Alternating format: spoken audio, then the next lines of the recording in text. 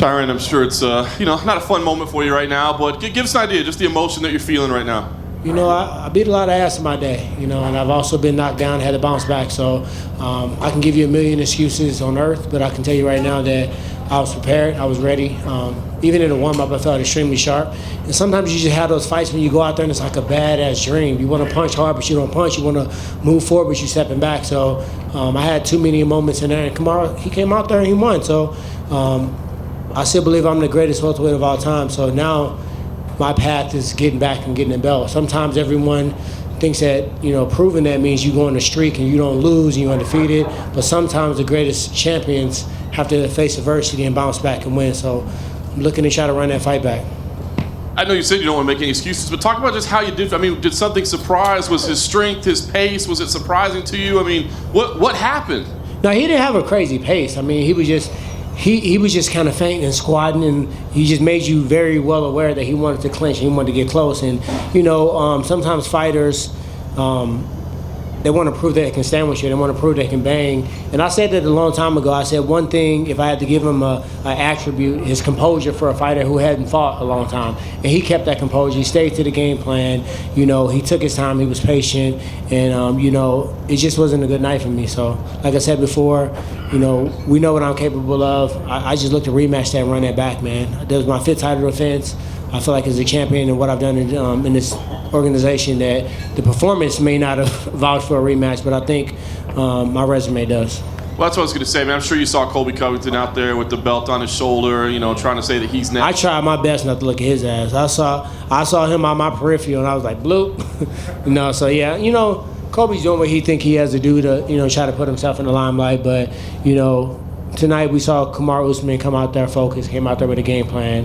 And, what do I say? Do I make excuses? I've been here before. You guys seen me. I got knocked out by Nate Marquardt, and what did I do? I came back running. I came back gunning, and, this is my path. Like, I don't like the path. I was in the locker room confused as hell. How could this happen? I was so ready, so prepared. But, my path has never been easy. So it's just showing me that God wants me to come back, bounce back, show you guys the champion that I am, and dust this off and get that belt back. And last thing for me, Tyron, immediately after the fight, it looked like you walked over to Usman and just to congratulate him. I'm just curious kind of what message you had for him there. You got to get props, man. You're fighting against somebody that all these promos are saying I'm one of the greatest welterweights of all time. I knocked a lot of guys out. I beat a lot of wrestlers. I beat every specialist. And I've been in this game for a long time. And, him coming from the Ultimate Fighter show, it was a person that I'll have a lot of conversations about who to fight and how to do it and all these different things. So I joked around about that, but technically to a certain standpoint, he wasn't somebody that, he wasn't underneath my wing, but we would converse. Even up until this fight, we talked in text message, and I said, I'm probably going to whoop Kobe ass first, but after that, me and you were going to fight when I thought I was going to fight Kobe. So I got to give him his respect because, like I said before, I've been on the other side of the stick a lot. I beat a lot of people up, knocked a lot of people out, won some close fights that people may have thought they won. So I just had to make sure he knew that he got my respect and he got his proper respect for winning tonight. Tyron, it looks like Colby's going to get the next shot. If that, in fact, is the case, who do you want to fight, or would you wait till?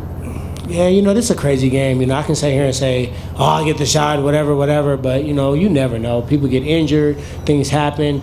Kobe might pull a couple more stunts and kick himself out the title fight. So I'm going to just be prepared. I think, like I said before, as a champion, took out Robbie Lawler, who's, fighter of the year twice, defended his belt 4 times, I feel like a rematch. Kobe's been kind of sitting around and trying to call shots. So, but if that's what the organization wants to do, this is their organization. I'm blessed to be able to fight here, make a living, and prove that I'm the best in the world. So, to be honest, I really don't have a person in the back of my mind. And I wonder, did this performance kind of remind you of when you fought McDonald? Yes, I said that in the locker room. Yeah.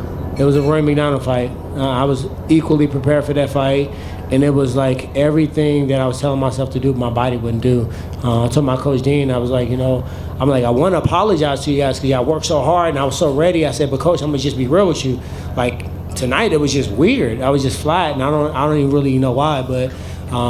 when you're on this stage, you can't have a bad night. I mean, you can have a bad sparring day. It's times like, I've been open about this.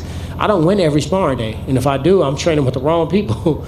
It was times I lost a sparring day, and I said, Coach, we got to run it back tomorrow, and we do it again. But you can't have a bad night in the octagon, and tonight I had one.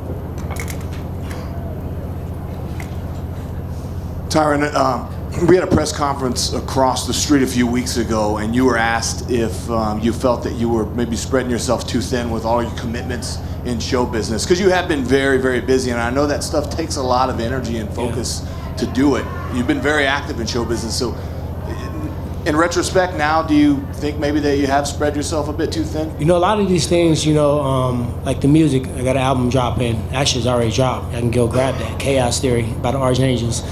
That's been a year. So I didn't just record that whole album during training camp. The album was done. When I was in Hawaii, we put the final touches on it.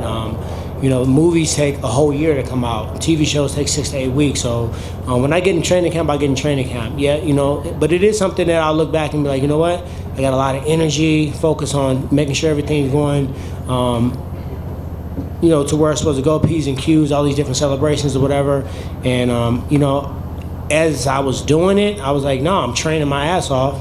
And if I train 4 to 6 hours a day, the rest of the hours a day, I can do whatever the hell I want to. I don't have to sit down and watch Netflix. I can go to the recording studio, I can read a book, or I can work on different businesses. So to answer your question, I don't believe it did, but I'll sit back with the team and we'll reevaluate some of that stuff. There was a moment during the fight when y'all were in a clinch exchange, and Usman hit you with several right hands to the body. They weren't, real hard. He wasn't winding them up, but there was a lot of them. Did that affect you? No, the right hand didn't affect me, but he did elbow me one time. I was like, fuck that, because I done been elbowed up a couple times against Nate, so that got my attention quickly. But he was just smart tactically. When you in the clinch, the referee told us he's going to give us a couple warnings before he breaks us. So he was throwing those punches to maintain position. It makes sense to lean on me if you really think about it from his standpoint. Does it make sense to just stand out in the open and just trade? Probably not. Maybe he can hold his own, but in the larger scheme of a game plan, it makes sense to push me against the cage, try to get me to the ground, try to control position, and stay close to me as possible, and get me thinking about your wrestling attack. So I don't think he was even throwing them to try to hurt. Body punches and knees. If you can't take a punch to the body, you need to get out of UFC. And lastly, did you sustain any injuries in there? Anything serious or? No, just a big ass lip and my eye a little sore. But outside of that, I'm healthy. And that's it sucks to take that away. But if you think about 3 of my last 4 fights, I had injuries that required surgery. So though this sucks and I feel like crap, watching somebody walk around with a belt that I feel like is mine, I didn't sustain any injury that I think is going to cause surgery. So now I can, get back on the grind and get ready to fight again. Thank you. Tyron, you said you didn't feel quite right in the fight, that things just weren't going the way that you thought they were going to go. When did you recognize that, and were you talking in the corner about making any particular adjustments? Yeah, and I don't want to say that like I didn't feel right to make it seem like Usman didn't come out there and deliver. He came out and delivered. That's flat out, and I just personally know, and you guys personally know what I'm capable of, and it was an uncharacteristic fight of me, so I kind of knew early on. And, sometimes when I start a fight, if I come out blazing, I come out with combinations, I kind of get in that rhythm, I stay in that rhythm. This time it was just something real weird. It was like, he was dropping down and squatting all low, and it was almost like I was hypnotized. Like, I know you're about to shoot. I'm trying to time when you do it so I can try to hit you with this uppercut. And then, then I think I just got to the point where I was just kind of waiting on him to shoot. And then in fighting, you wait too long, you might get the shot, but you might get some right hands, you might get a kick, you might get something else.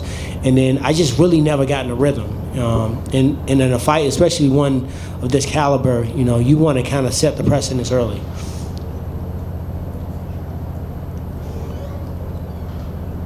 Hey, Tyron. What's up, my man? You had mentioned 185 a few times in the lead up to this fight. Is that at all a possibility, or are you focused on staying at 185? Man, I got to get that belt back first, I can't leave my division like that. I got to go back and get my belt back, and then from that point, I woke up to 185 and try to grab that belt. But right now, that's what's confusing me. I had this whole game plan about beating this guy, beating Kobe, going to get the 85-pound belt, defending her, and then sitting down and saying what the hell's next. So now a detour. I got to go get my belt back. Probably, defend it again because I can't assume if I beat Usman that a rematch wouldn't go for it. So I probably have to fight that division a couple times before I try to go up and grab the other belt. And just last thing for me, the fight before yours was Ben's fight, and it was kind of crazy and wild. Yeah. I don't know if you caught any of that before your fight. Yeah, I can't watch my friends' fights before, so I seen him get hit with a couple shots, and I just turned to the side because, I don't want my emotions to get involved with it. Okay. But it looked like he had a choke, right? And the referee thought Robbie was out, but he wasn't out. Is that true? What happened? He said he wasn't out, but I don't know. I mean, it's It hard to looked tell. it looked like it, but I mean, Yeah. I don't know. Yeah, I talked to Robbie a little bit afterwards too. Thanks.